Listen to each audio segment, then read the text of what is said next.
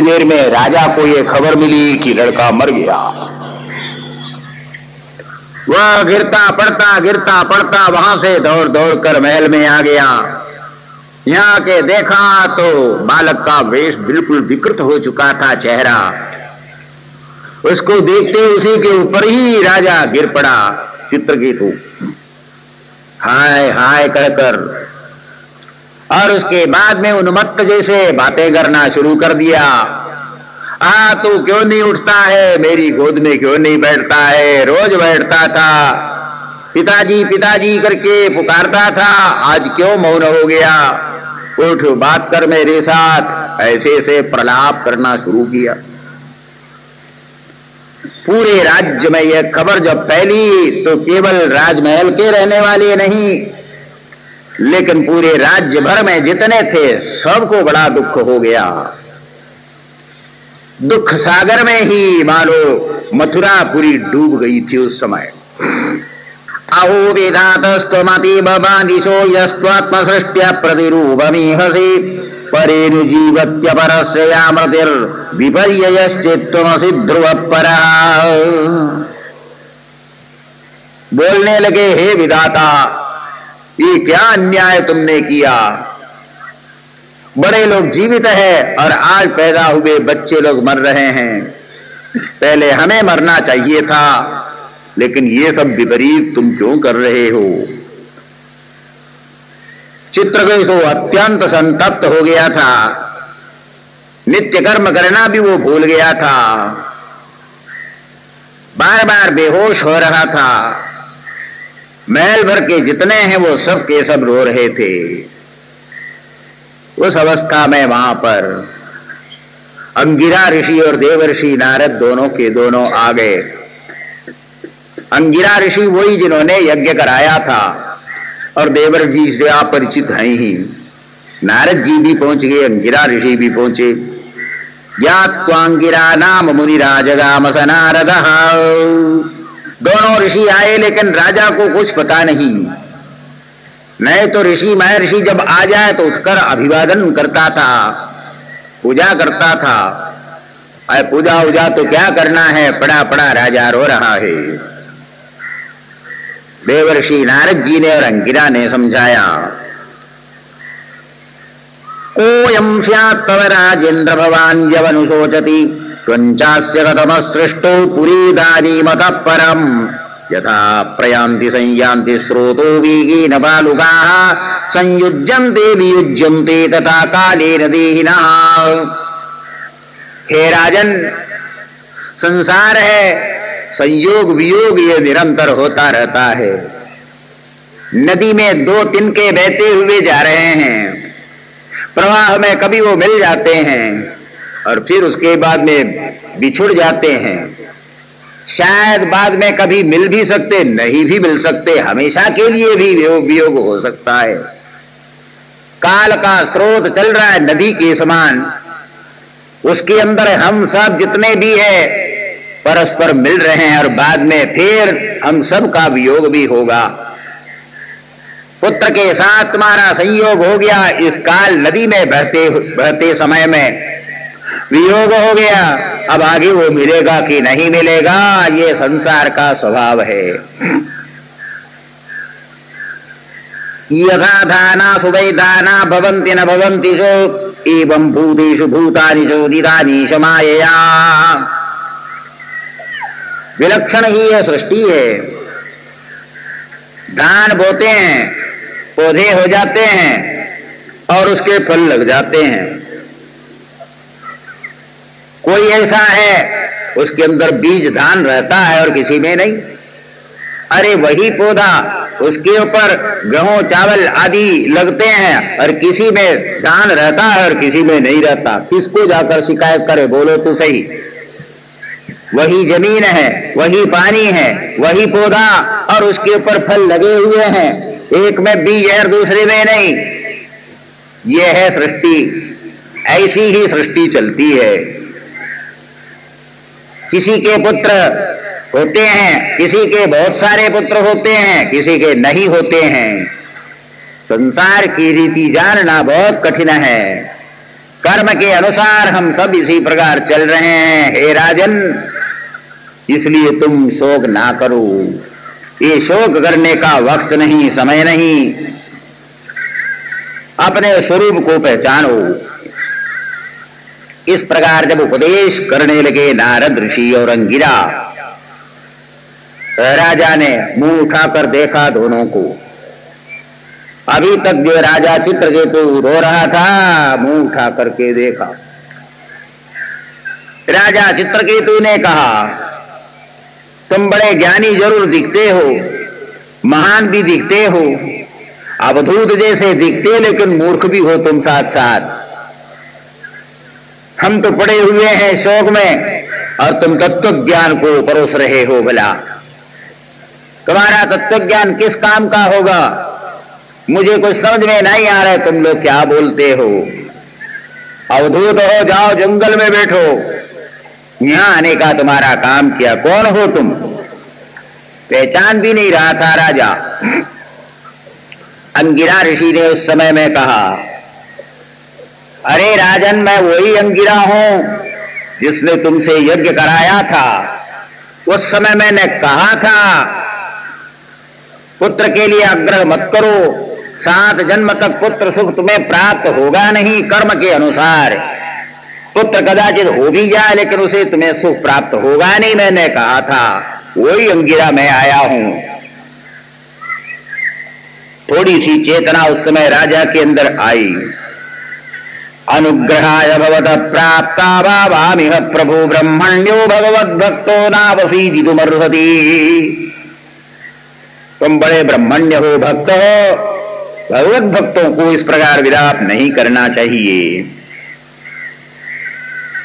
जब इस प्रकार कहा तो राजा ने कहा, भगवान आप लोग महान पुरुष है, आप ज्ञानी है, तत्ववेता है, लेकिन इस बालक की मृत्यु से जो शोक हो रहा है वो तो मैं ही जान सकता हूं। मैं अपना दुख कैसे आपके सामने अभिव्यक्त कर सकता हूं। नारद जी ने कहा उस समय में, अरे मैं तुमको मंत्र कुछ बतलाता हूं, उसका जप करो, तुम्हारा शोक दूर हो जाएगा। चित्रकेतु का कहना था शोक जब दूर होगा तब दूर होगा, लेकिन आज मेरा हृदय फट रहा है। कितनी तपश्चर्या करने के बाद, आशा रखने के बाद ये बालक हुआ। नारद जी ने पूछा, तुम क्या अपने बेटे को फिर से देखना चाहते हो? मैं दिखा सकता हूं। हाँ महाराज, जरूर दिखाइए, जरूर दिखाइए। नारद जी ने मृतात्मा का आवाहन कर लिया। जो बालक मर चुका था उसका आवाहन किया।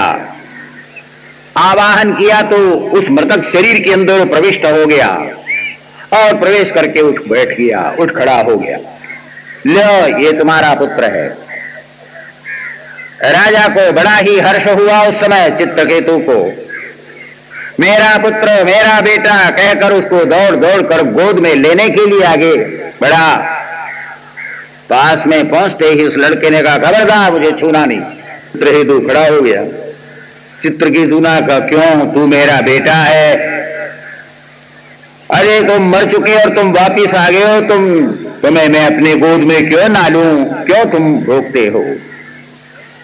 उस बालक ने कहा, 1000 बार तुम मेरे बेटे बन गए हो, 1000 बार मैं तुम्हारा बेटा बन गया हूं, 1000 बार तुम शत्रु बने, मित्र बने, 1000 बार क्या क्या हुआ है। कौन किसका बेटा? कोई किसी का बेटा नहीं होता। आज जो बेटा है चला गया, दूसरे जगह में पैदा हो गया, उसको तुम देख भी नहीं सकते, छू भी नहीं सकते हो। वो बेटापन तभी तक है जब तक इस शरीर के साथ तादात्म्य अभ्यास होता है। ये तो देवर्षि के बुलाने से मैं इस शरीर में आया हूं, इस शरीर के साथ मेरी कोई ममता नहीं है। थोड़ी ही देर में शरीर को छोड़कर मैं जाऊंगा।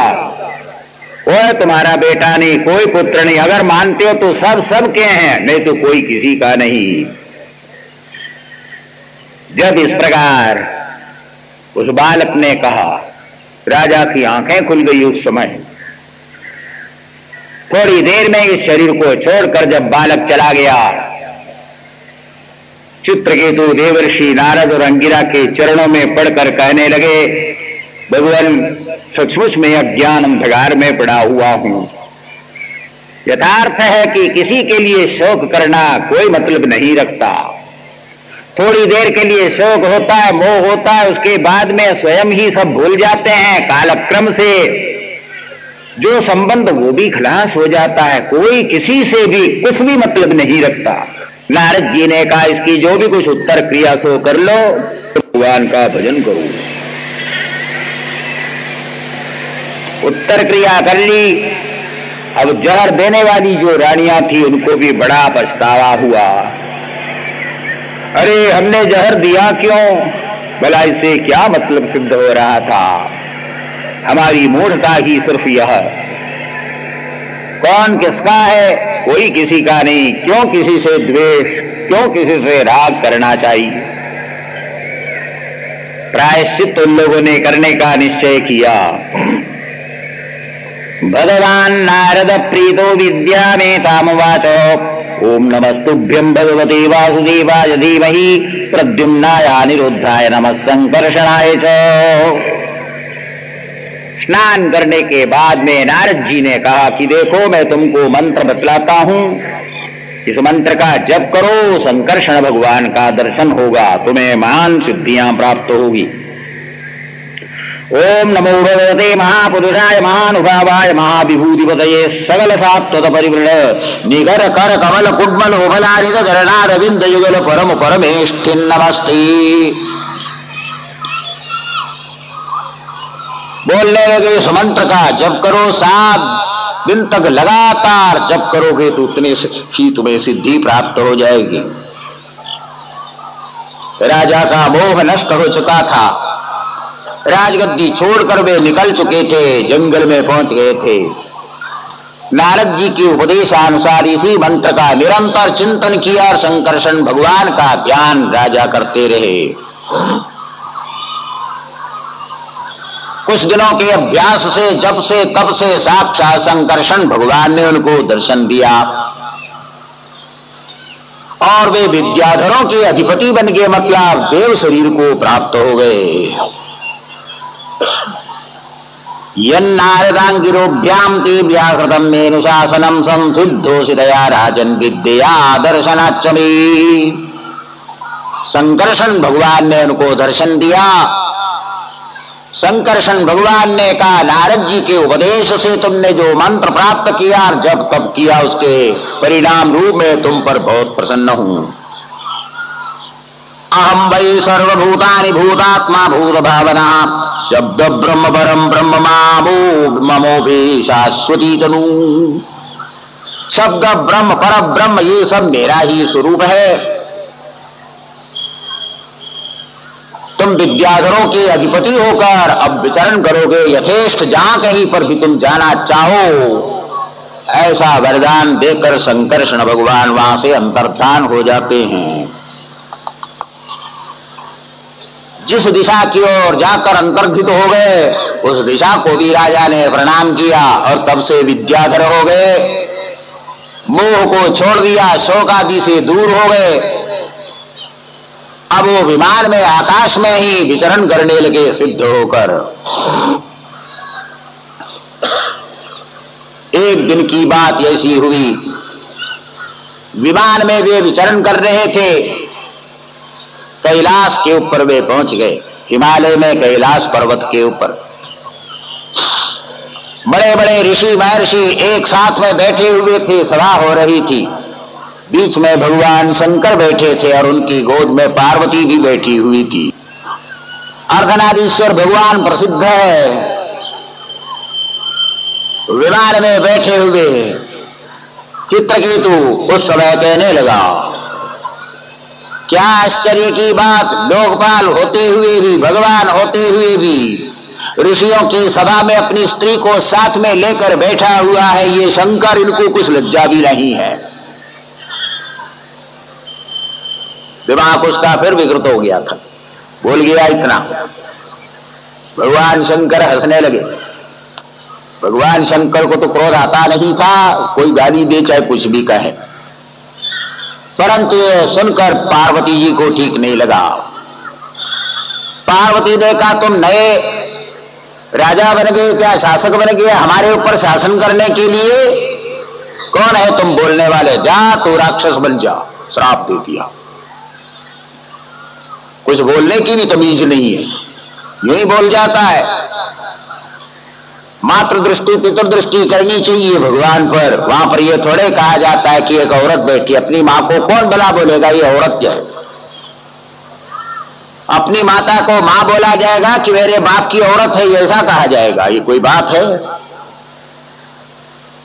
जब श्राप दे दिया तब चित्रकेतु पार्वती के चरणों में पड़कर क्षमा मांगी।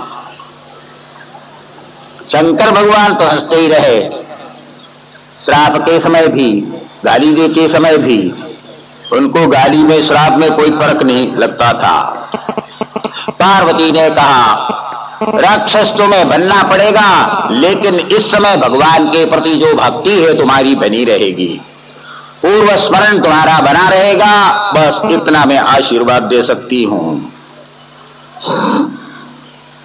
वासुदेवी भगवती भक्ति बुद्धराम नृणाम ज्ञान वैराग्य वीर्याणाम नेह कश्चित् व्यपाश्रयः। वही चित्रकेतु दूसरे जन्म में त्वष्टा ने जब महान यज्ञ किया तो वृत्रासुर के रूप में अवतार लेकर आ गया था। पूर्व जन्म का संस्कार इस जन्म में भी पार्वती के वरदान से बना रहा, जिसके कारण अंत समय में भगवान की वह प्रार्थना करता रहा। जब उसकी मृत्यु हो गई उस समय में उसमें से तेज निकलकर भगवान के चरणों में भी जाकर वो विलीन हो गया। वृत्रासुर की परम गति हुई। ये सब पूर्व जन्म में किए हुए पुण्य का ही परिणाम था, पार्वती जी के वरदान का ये प्रभाव था। यज्ञे तुष्टुर्दक्षिणाग्नौ दानवीं योनिमाश्रितः वृत्र इत्यभिविख्यातो ज्ञान विज्ञान संयुतः। वृत्रस्यासुरजातेश्चकारणं भगवन्मदे इतिहासमिमं पुण्यं चित्रकेतुर्महात्मनः माहात्म्यं विष्णुभक्तानां श्रुत्वा बन्धाद् विमुच्यते। चित्रकेतु की यह कथा श्रीमद् भागवती एक विशेष अंग मानी जाती है। अधगश्यवदायादान्तेयान् कीर्तयामिति। यहां तक अदिति का वर्णन किया। अदिति के कौन कौन पुत्र हुए? कश्यप की पत्नी हुई थी अदिति, दिति, अदिति आदि। दिति का वर्णन पहले हो चुका था, अदिति का वर्णन बीच में आ गया और उसी में विश्वरूप की कथा चली और साथ साथ वृत्रासुर की भी बात आ गई। अतगश्यवदायातान् दैदेयान् कीर्तयामिति। अब दिति के पुत्र के बारे में भी जो अधिक वक्तव्य है, हे राजन, वह भी मैं कहता हूं, सुनो। राजा परीक्षित बोल रहे हैं, राजा परीक्षित के प्रति सुखदेव जी कह रहे हैं। दिदेर्द्वावे बदायादो दैत्यदानववन्दितो हिरण्यकशिपुर्नाम हिरण्याक्षश्च कीर्तितो हिरण्यकशिपुर्भार्या तया दुर्नाम दानवी जम्बस्य तनया दत्ता सुषुभे चतुरस्सुतान्। हिरण्याक्ष और हिरण्यकशिपु के बारे में पहले हम बता चुके हैं, हे राजन। अब हिरण्यकशिपु का वृत्तांत सुनो, क्योंकि हिरण्याक्ष का वध वराह भगवान ने कर लिया था। जंभ नाम का असुर था, उसकी पुत्री कयाधु हुई। उस कयाधु के साथ में हिरण्यकशिपु का विवाह हो गया था और उसके संघ्राद, अनुह्राद, ह्राद और प्रहलाद, इस प्रकार 4 पुत्र हो गए थे और सिंहिका नाम की कन्या भी हो गई थी। हिरण्यकशिपु के ये सब पुत्र थे, संतान थी। शिरोहरज्यस्य हरिश्चक्रेण विवतो मृतं संघ्रादस्य गृधर्भार्या सूत पंचजनम तथा। सिंहिका का एक पुत्र हो गया था, सिंहिके अमृत पीते समय में उसका वध भगवान विष्णु ने ही किया था, जो राहु केतु के रूप में बाद में रह गए थे। ये कथा आप लोग बाद में श्रवण करेंगी। अनुघ्रातस्य शूर्म्यायाम बाष्कलो महिषस्तथा, हिरण्यकशिपु का ही पुत्र जो अनुघ्रात हुआ, शूर्म्या नाम की उसकी पत्नी थी, और उसमें से बाष्कल नाम का एक असुर पैदा हो गया, और महिष भी हुआ। महिषासुर का नाम आपने सुना होगा, जिसका वध देवी ने किया था, दुर्गा माता ने। वो महिषासुर हिरण्यकशिपु के पुत्र प्रहलाद का भाई जो अनुघ्रात है, उसका पुत्र था वह। विरोचनस्तु प्राह्लादिर देव्यास्तस्या भवद्बलिः। दैत्यों का वंश वर्णन कर रहे हैं यहां पर। प्रहलाद का पुत्र विरोचन हुआ था, और विरोचन का पुत्र राजा बलि हो गया।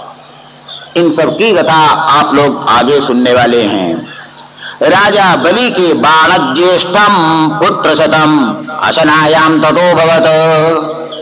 बलि का पुत्र बाणासुर हुआ था, और उसके भाई 99 और हो गए थे, मतलब 100 पुत्र हो गए थे राजा बलि के। तस्यानुभाव सुश्लोक्य पश्चादेवा विधास्यति। शिवदेव जी स्वयं बोल रहे हैं इन सब कथाओं को दशम स्कंध में जाकर मैं सुनाऊंगा, यहां पर नहीं। दिति के और भी पुत्र हुए थे, और वे थे मरुदगण। मरुदश्च दिते पुत्रा चत्वारिंशन्नवाधिका। 49 हो गए थे दिति के पुत्र। राजा ने उस समय में प्रश्न किया कि भगवान दिति के पुत्र सब दैत्य हो गए, मरुद देवता कैसे हो गए दिति के पुत्र होकर के? शिवदेव जी कहने लगे उसमें भी कुछ कारण रहा।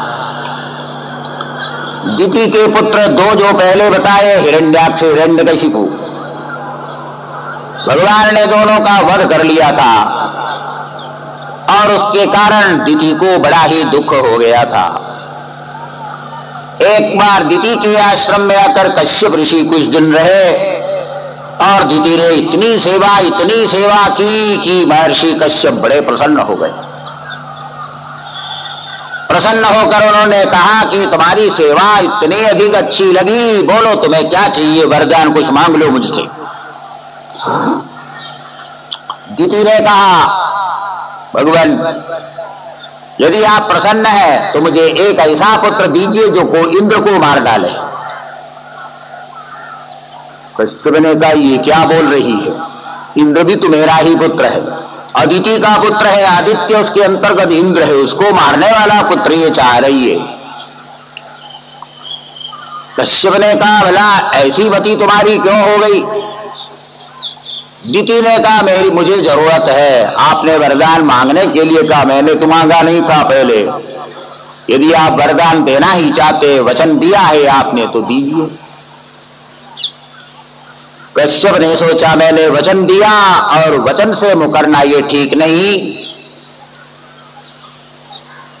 कश्यप ने कहा मैं एक व्रत बताता हूं और व्रत का पूर्ण परिपालन करो तो ऐसा पुत्र जरूर होगा जो कि इंद्र का भी वध कर सके। बोलिए मैं व्रत करूंगी। धारयिष्ये संवत्सरम व्रतमिदं यद्यंजो धारयिष्यति। 1 साल तक तुम्हें ये व्रत रखना पड़ेगा, और उस बीच में किसी की हिंसा नहीं करनी होगी, किसी के ऊपर क्रोध नहीं करना होगा, झूठ नहीं बोलना होगा, नाखून बाल आदि काटना नहीं होगा, जल में डुबकी लगाकर स्नान नहीं करना होगा, ऊपर लेकर ही स्नान कर सकते हैं, बिना धोए वस्त्र को पहनना नहीं होगा, दूसरों के धारण किए हुए हार आदि को ग्रहण नहीं करना होगा, उच्छिष्ट चंडीगढ़ आदि को ग्रहण नहीं करना होगा। एक लंबा लिस्ट दे दिया, बस इस प्रकार सब अगर पालन करो और इस व्रत को रखो तो जरूर पुत्र होगा। दिति ने कहा सब मैं पालन करूंगी, बताइए आगे व्रत बताइए मुझे क्या करना है। बाढ़मित्यभिप्रेत्याद दिति राजन महामनाः काश्यपं गर्भमादत्त व्रतं चाञ्चो ददारसा। व्रत इस प्रकार उसने धारण कर लिया। पुंसवन नाम का यह व्रत है, उसका नाम पुंसवन है।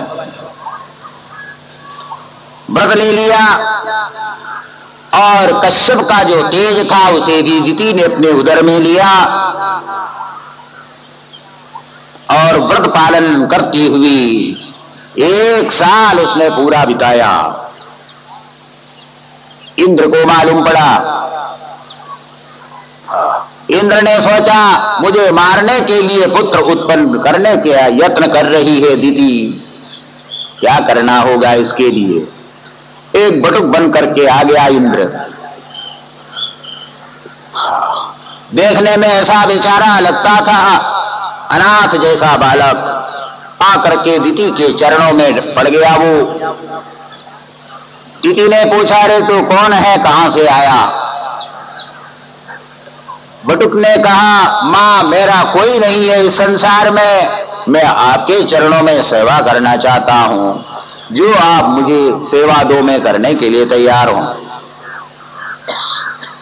व्रत धारण किया था तो थोड़ी दया भी आ गई उसको, अच्छा रहो यहीं पर रहो, सेवा करो।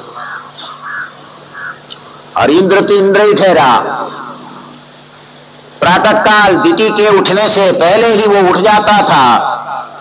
नदी में वो स्नान नहीं कर सकती थी, इसलिए बर्तन में पानी लाकर भर देता था, झाड़ू लगाकर साफ कर देता था, गोबर लाकर लेप लेता था।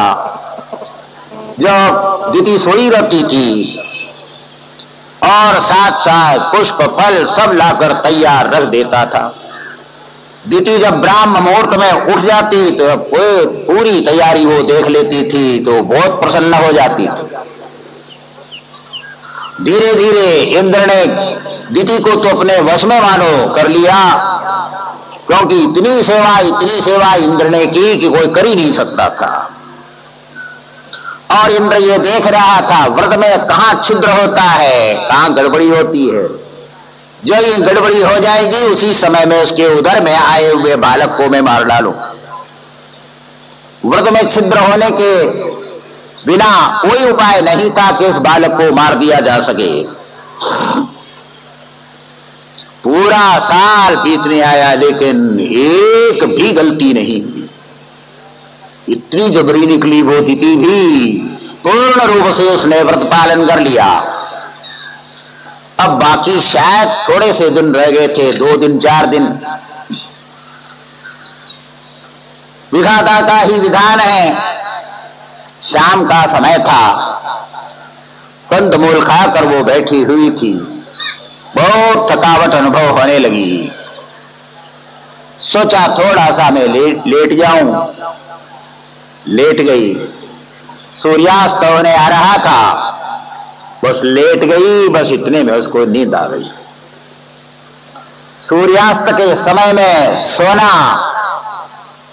ये भी एक अपराध होता है। जहां उसको नींद आ गई, तुरंत इंद्र सूक्ष्म धारण शरीर धारण कर दिति की उदर में प्रविष्ट हो गया। वहां देखा कि बालक तो बिल्कुल तैयार हो चुका था, सूर्य के समान उसका तेज था, अपार तेज उस बालक का।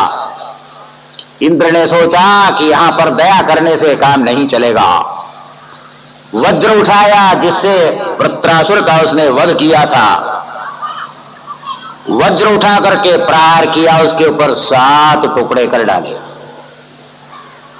अरे इंद्र हमें मत मारो, मत मारो, मत मारो, इस प्रकार बालक बोलते जा रहे, लेकिन इंद्र को बिल्कुल दया नहीं की। 7 टुकड़े कर दिए, 7 टुकड़े कर दिए, लेकिन 7 टुकड़े जिंदे रह गए, मरे नहीं। वो 7 लड़के हो गए और फिर रोने लगे। इंद्र ने कहा मार उदय, मार उदय, मत रोवो, मत रो, हल्ला मत करो। एक एक टुकड़ों को फिर 7 कर दिए, 49 टुकड़े हो गए। इतने में दिति की नींद खुल गई।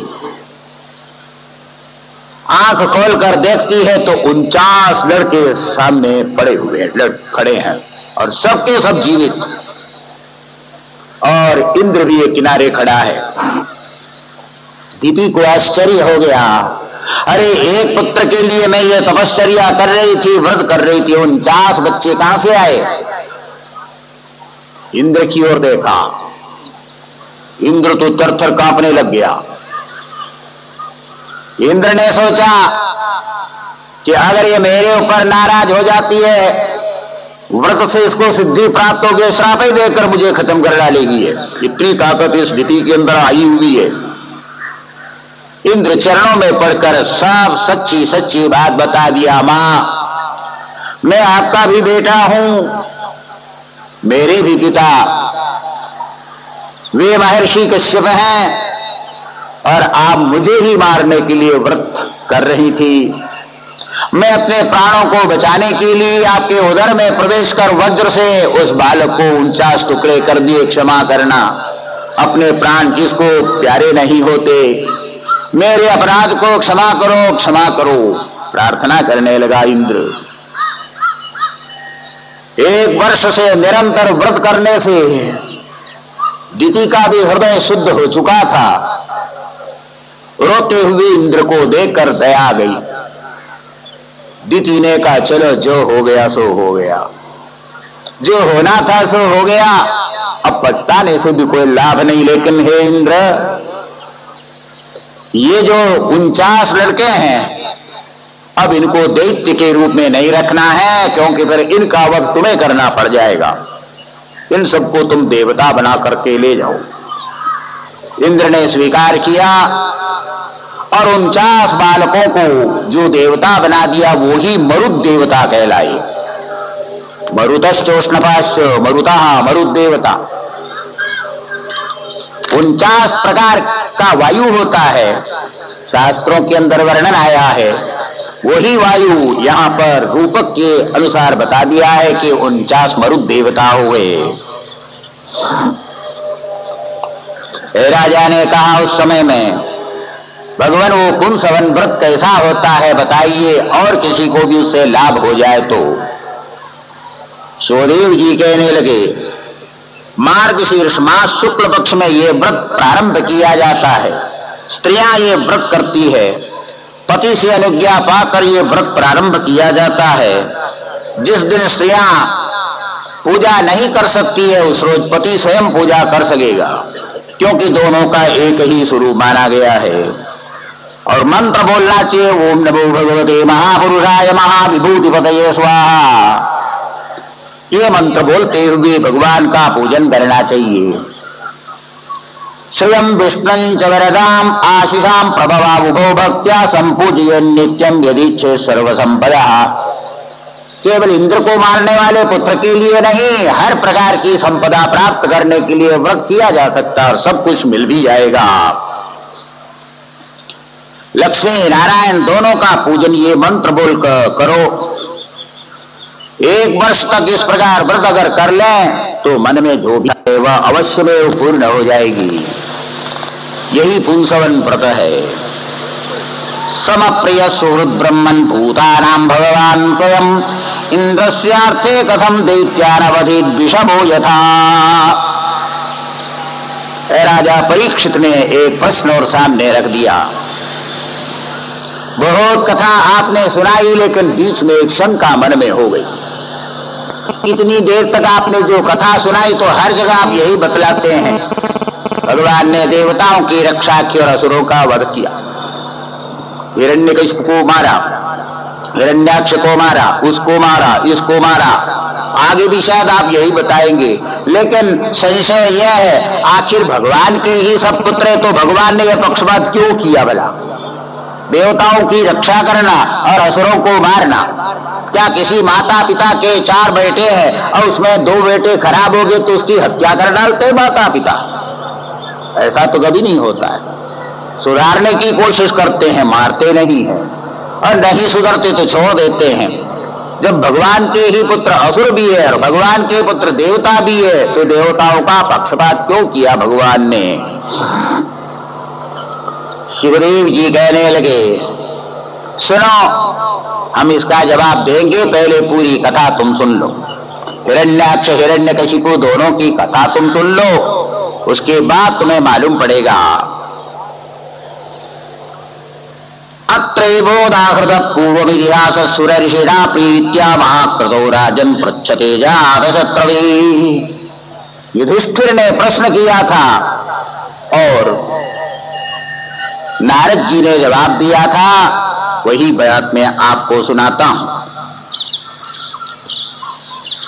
युधिष्ठिर का राजसूय यज्ञ चल रहा था। विशेष कथा 10वें स्कंध में आपको सुनना है। शिशुपाल वहां पर पहुंच गया था। उसने भगवान को 100 गालियां एक साथ में दी थी और अंत में भगवान ने चक्र से उसका वध किया था। शिशुपाल के शरीर से तेज निकलकर भगवान में जाके लीन भी हो गया था। उस समय में युधिष्ठिर के मन में संशय हो गया, इतना बड़ा दुष्ट था, भगवान को गाली दे रहा था, अब मरने के बाद में उस जीवात्मा भगवान में जाकर कैसे विलीन हो गया, उसको तो नरक में गिरना चाहिए था। नारद जी ने कहा कि हे युधिष्ठिर, बात यह है, भगवान का किसी प्रकार भी चिंतन कर लो तो विफल नहीं होता। चाहे प्रेम से करो, द्वेष से करो, क्रोध से करो, लोभ से करो, किसी भी प्रकार भगवान का चिंतन करे तो वो चिंतन सफल ही होता है। कामाद् द्वेषाद् भयात् स्नेहाद् यथा भक्तीश्वरी मनः आवेश्य तदघं भित्वा भवस्तद्गतिं गताः। गोप्य कामाद् भयात् किंसु द्वेषाच्च इत्यादयो नृपा संबंधात् वृष्णय स्नेहाद् यूयं भक्त्या वयं विभौ। स्नेह से गोपियों ने स्मरण किया था, द्वेष से भय से कंस ने चिंतन किया था, शिशुपाल ने द्वेष से चिंतन किया, संबंध को लेकर वृष्णिवंशियों ने चिंतन किया, प्रेम से आप लोगों ने और भक्ति से हमने भगवान का स्मरण किया, सबको भगवान की प्राप्ति हो गई। एक समय की बात है, ब्रह्मा जी के मानस पुत्र सनक सनंदन सनातन सनत कुमार ये चारों वैकुंठ में पहुंच गए थे। तृतीय स्कंद में आप कथा सुन चुके हैं। वहां जब पहुंचे तो जय और विजय दोनों जो दरबान थे, आगे जाने से उन्होंने रोक दिया उनको। जहां रोक दिया तो उसी समय में ऋषियों ने श्राप दे दिया, अरे वैकुंठ में पहुंचने के बाद भगवान के दर्शन के लिए तुम मना करते हो, कौन सा हमारा अपराध है, ये भेद बुद्धि तुम्हारी क्यों आई, दोनों बन जाओ राक्षस। वे ही दोनों हिरण्यकशिपु और हिरण्याक्ष बने। उस समय में भगवान ने कहा था, अगर तुम प्रीति से जन्म लेते हो तो 7 जन्म लेने पड़ेंगे, द्वेष से जन्म लेते हो तो 3 जन्म में मुझे प्राप्त हो जाओगे, वापिस आ जाओगे, क्या तुम्हें चाहिए। जय विजय ने कहा, हमको जल्दी से जल्दी आपके पास आना है, 3 जन्म में वापिस आना है, भले द्वेष से ही क्यों न हो। भगवान ने कहा, तब तुम राक्षस योनि में पैदा हो जाओ, मेरे से द्वेष करते रहो और मेरा चिंतन भी करते रहो। वही हिरण्याक्ष और हिरण्यकशिपु बने। हिरण्याक्ष का वध पृथ्वी का उद्धार करते समय में भगवान ने कर लिया था। हिरण्यकशिपु पुत्रम प्रहलादं केशव प्रियम इहांसुरकरो नानायातना मृत्यु हेतवे। हिरण्यकशिपु ने अपने पुत्र प्रहलाद को मारने के लिए उसको बड़ी बड़ी यातनाएं दी थी और उस समय में भगवान ने आकर हिरण्यकशिपु का भी वध किया था। युधिष्ठिर ने प्रश्न किया, अपने पुत्र के प्रति भला क्यों द्वेष हो गया हिरण्यकशिपु को, क्यों उसको मारने के लिए इन्होंने सोचा। नारद जी कहने लगे, कारण यह हुआ, हिरण्याक्ष का जब वध हो गया था तो उस समय में उनकी माता दीति बैठकर रोने लगी थी, मेरे पुत्र को मारा, मेरे पुत्र को मारा, मारा, हाय मेरा पुत्र मर गया। उस समय हिरण्यकशिपु ने स्वयं जाकर दीति को सांत्वना दी। अंबाम बहे वधू पुत्रा वीरम मार्गत सूचितम विभूरभिमुखे श्लाघ्य शूराणाम वधईप्सिता। हिरण्यकशिपु ने कहा, मां क्यों तुम शोक करती हो, क्यों रो रही हो, मेरा भाई वीर गति को प्राप्त हो गया है। युद्ध में लड़ते हुए जो मर जाता है उसकी वीर गति प्राप्त हो जाती है, उसके लिए कोई माता पिता शोक नहीं करते। ये तो बड़ी ही उत्तम गति मानी जाती है। सांत्वना देने के लिए हिरण्यकशिपु स्वयं कथा बोलने लग गया था। अत्राप्युदाहरन्तीवम् इतिहासं पुरातनं यमस्य प्रेतबन्धूनां संवादं तम निबोधत। उसी राज्य में सुयज्ञ नाम का कोई राजा रहा। इतना वीर था, शूर था, हर हमेशा शत्रुओं को परास्त करता रहता था। हजारों शत्रुओं को उसने परास्त कर लिया था, लेकिन जय पराजय कोई निश्चित नहीं। हजार बार जो जीतने वाले अंत में पराजित भी हो जाते। एक बार कुछ शत्रु ऐसे आगे जिनके साथ लड़ते लड़ते सुयज्ञ हार गया और शत्रुओं ने उसको मार दिया। सुयज्ञ को जहां मार दिया, रणांगण में मृत शरीर पड़ा हुआ था। संध्या समय था, युद्ध समाप्त हो चुका था। उनकी पत्नियां बंधु सब आकर रोने लगे। हाय, इतने दिनों तक देखो कहीं पर भी परास्त नहीं हुआ वो मेरे पति, हमारे पति कैसे मर गए। निष्प्राण होकर यहाँ पर पड़े, निष्प्राण होकर पड़े हैं। पूरे बंधु वर्ग वहां बैठकर रोने लगे, दिन रात रोते ही रहे। एक दिन दो दिन की बात नहीं, वहां से हटने की बात ही नहीं, वो रो ही रहे हैं। शत्रु लोग मारकर चले जा चुके थे। वहां पर एक बालक आ गया उस समय। अहुवमीशां वयसाधिकानां विपश्यतां लोक विधिं विमूहा यत्रागतस्तत्र गतं मनुष्यं स्वयं सधर्मा अभिशोचन्त्यपार्थम्। वह बालक मानवक बोलने लगा, क्या आश्चर्य की बात है, ये बड़े बड़े बूढ़े लोग उम्र वाले ये सब बैठ बैठ करके रो रहे हैं। अरे जहां से ये आ गया वहां वापस गया, इसके लिए रोने की क्या बात है। मनुष्य आता है इस परमात्मा से, मरता है तो जाता परमात्मा के पास, जहां से आया वहां गया। अपने घर से निकलकर कोई बाहर गया और वापस सायंकाल आ गया तो उसके लिए कोई रोया जाता है। कैसे ये लोग सब अज्ञानी हैं। बालक कहने लगा, इन समझदारों की अपेक्षा हम अच्छे हैं। माता पिता ने हमको छोड़ दिया था, फेंक दिया था, लेकिन आज भी हम जी रहे हैं। कोई शोक नहीं, कोई दुख नहीं हमारे मन में। पतिच्युतम तिष्ठति दिष्ट रक्षितम गृहे स्थितम तद्विहदम विनश्यति जीवत्यनाथोऽपि ददीक्षितो बले गृहे विगुप्तोऽस्य हतो न जीवति। कई उदाहरण मिलते हैं। माँ बाप ने जिसको छोड़ दिया था, फेंक दिया था, लेकिन रक्षा करने वाले हजार हाथ से रक्षा कर लेता है। शकुंतला का उदाहरण आगे आप लोग सुनेंगे। विश्वामित्र और मेनका दोनों ने शकुंतला को जंगल में फेंक दिया था और चले गए थे दोनों। परमात्मा ने उसकी रक्षा की। परमात्मा ने जिसकी रक्षा की उसको कोई दुनिया में मारने वाला नहीं। लेकिन जो घर में बैठे हुए हैं, बीमार हो गए हैं, 10-10, 20-20 डॉक्टर चारों ओर खड़े हैं रक्षा करने के लिए, बंधु वर्ग खड़े हैं, लेकिन जिसको परमात्मा ने मारा उसको बचाने वाला दुनिया में कोई नहीं। किस लिए शोक करना है। अरे ये सब परमात्मा की लीला है, भगवान की लीला है। इसको लेकर भला ये क्यों रो रहे हैं, समझ में नहीं आ रहा। इतनी भी इनके अंदर क्या समझदारी नहीं है।